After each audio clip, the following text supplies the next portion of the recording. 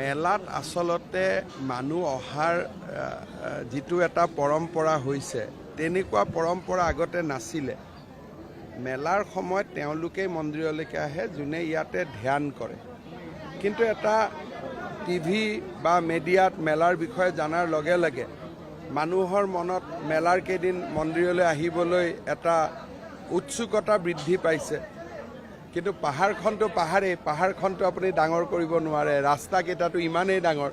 মই ভাবোঁ যে মেলাৰ কেইদিন পাহাৰৰ ওপৰত অহাটো কোনো ইয়াত কিবা বেছি পুণ্য পায় তেনেকুৱা কথা একো নহয়। যিসকলে 3 দিন ধ্যান কৰে তেওঁলোকেহে মেলাৰ সময়ত ওপৰলৈকে আহে। কিন্তু আমাৰ আপোনালোকে সাধুক দেখুৱাই দিয়ে, বিভিন্ন সন্তক দেখুৱাই দিয়ে, মানুহৰ মনত উৎসুকতাৰ সৃষ্টি হয়, মানুহ আহি যায়। আচলতে ইমান মানুহ পাহাৰখনে ল'ব নোৱাৰে। তথাপিতো এইবাৰ আমি আৰু 4000 মানুহ থাকিব পৰা ব্যৱস্থা এটা কৰিম। লাহে লাহে ব্যৱস্থাও বাঢ়িছে, কিন্তু মানুহো বাঢ়িছে। অম্বুবাচী মেলাৰ নিবৃত্তিৰ পিছত প্ৰতি বছৰে মাৰ দৰ্শনৰ বাবে আহোঁ। এই বছৰ যথেষ্ট জনসমাগম হোৱা বাবে নিবৃত্তিৰ দিনাখনে মই দৰ্শনৰ বাবে অহা নাছিলোঁ। 2 দিন পিছত মানুহৰ ভিৰ অলপ হাম কটাৰ পিছত আজি মাৰ চৰণত সেৱা কৰিবলৈ সক্ষম হ'লোঁ। মেলা খুব ভাল কৰি হৈ গৈছে। যথেষ্ট ভিৰ হোৱা বাবে কিছু নহয় কিছু ত্ৰুটি থাকিও যায়। ভৱিষ্যতৰ দিনত আৰু মেলাখন ভাল হ'ব বুলি মই আশা কৰোঁ। মাৰ শ্ৰীচৰণত অসমবাসী ৰাইজৰ মংগলৰ বাবে আৰু সকলোৰে কল্যাণৰ বাবে প্ৰাৰ্থনা কৰিছোঁ।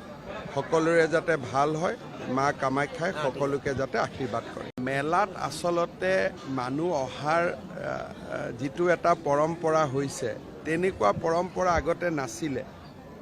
মেলাৰ সময়ত তেওঁলোকেই মন্দিৰলৈকে আহে যোনে ইয়াতে ধ্যান কৰে, কিন্তু এটা টিভি বা মিডিয়াত মেলাৰ বিষয়ে জানাৰ লগে লগে মানুহৰ মনত মেলাৰ কেইদিন মন্দিৰলৈ আহিবলৈ এটা উৎসুকতা বৃদ্ধি পাইছে। কিন্তু পাহাৰখনটো পাহাৰখনটো আপুনি ডাঙৰ কৰিব নোৱাৰে, ৰাস্তাকেইটাটো ইমানেই ডাঙৰ। মই ভাবোঁ যে মেলাৰ কেইদিন পাহাৰৰ ওপৰত অহাটো কোনো ইয়াত কিবা বেছি পুণ্য পায় তেনেকুৱা কথা একো নহয়। যিসকলে 3 দিন ধ্যান কৰে তেওঁলোকেহে মেলাৰ সময়ত ওপৰলৈকে আহে।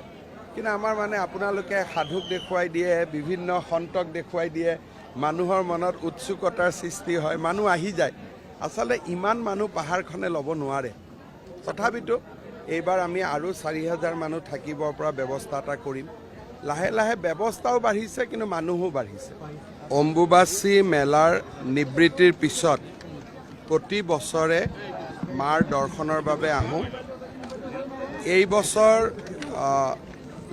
যথেষ্ট জনসমাগম হোৱা বাবে নিবৃত্তিৰ দিনাখনে মই দৰ্শনৰ বাবে অহা নাছিলোঁ। 2 দিন পিছত মানুহৰ ভিৰ অলপ হাম কটাৰ পিছত আজি মাৰ চৰণত সেৱা কৰিবলৈ সক্ষম হ'লোঁ। মেলা খুব ভাল কৰি হৈ গৈছে। যথেষ্ট ভিৰ হোৱা বাবে কিছু নহয় কিছু ত্ৰুটি থাকিও যায়। ভৱিষ্যতৰ দিনত আৰু মেলাখন ভাল হ'ব বুলি মই আশা কৰোঁ। মাৰ শ্ৰীচৰণত অসমবাসী ৰাইজৰ মংগলৰ বাবে আৰু সকলোৰে কল্যাণৰ বাবে প্ৰাৰ্থনা কৰিছোঁ। সকলোৰে যাতে ভাল হয়, মা কামাখ্যাই সকলোকে যাতে আশীৰ্বাদ কৰে।